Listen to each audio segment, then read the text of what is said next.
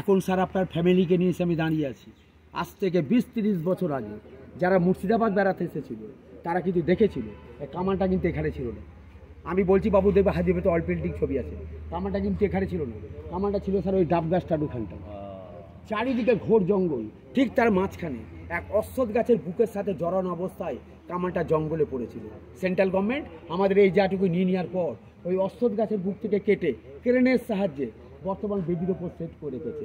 আজকে দিদি আশপাশে আপনারা অনেক বাড়িঘর দেখতে পাচ্ছেন, কিন্তু মনে রাখবেন মুর্শিদ কুলি খান নবাবী আমলে এই আশপাশে কিন্তু একটাও বাড়িঘর ছিল না।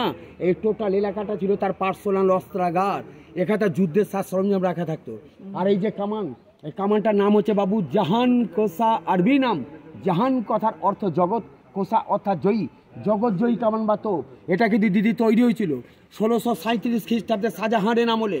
তার মেন সুবেদার ইসলাম খান নির্দেশে যে ব্যক্তি স্যার এই কামানটা তৈরি করেছে উনি আপনার আমার প্রত্যেকের কাছে খুব গর্বের, কারণ উনি হচ্ছেন এক বাঙালি। উনার নাম জনার্দন কর্মকার, উনার বাড়ি ঢাকা।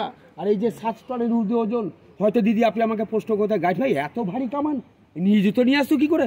বাবু দেখে নিবা স্যার, এদিকে পরপর 3টে গোল গোল বালা ঝুলছে না, মাঝের যে বালাটা আছে তার দুপাশে দেখুন 2টা লোয়ার হ্যান্ডেল বেরিয়ে আছে, আছে ও পাশেও 2টো লোয়ার হ্যান্ডেল বেরিয়ে আছে। এই যে 4 কোণে 4টে হ্যান্ডেল, এই 4টে হ্যান্ডেলের সাথে গরু গাড়ির যে গোল গোল কাঠের চাকা হয় স্যার, ওই 4টে চাকা 4টে হ্যান্ডেলের সাথে সেট করা ছিল। এর আগে যে কোনো কারণেই হোক রোদ জল ঝড় বৃষ্টিতে কাঠের চাকাগুলো নষ্ট হয়ে গেছে। এ পাশে 3টে বালা, ও পাশে 3টে বালা, এই যে 6টা বালা, এই 6টা বালার সাথে স্যার মোটামুটি জঞ্জির মানে শেকল দিয়ে একের অধিক হাতির গলার সঙ্গে পিঠের সঙ্গে চেপে বেঁধে দিত। তখন সে হাতিটাকে এনে দিত, আবার টেনে নিয়ে আসতো। তবে স্যার জানেন প্রচুর টুরিস্ট এখানে এসছে, আরও হয়তো আসবে।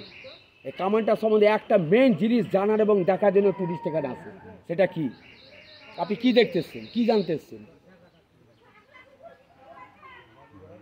কামানটা চার্জ করতো কি করে? এখন তো সুইচ টিপটি রকেট দৌড়াচ্ছে, ঢুচা ঢুচা গুলি করে দিচ্ছে। তখন তো শেষ সিজন ছিল না, মেন হচ্ছে কামানটা ফায়ার হতো কি করে? চলে আসুন।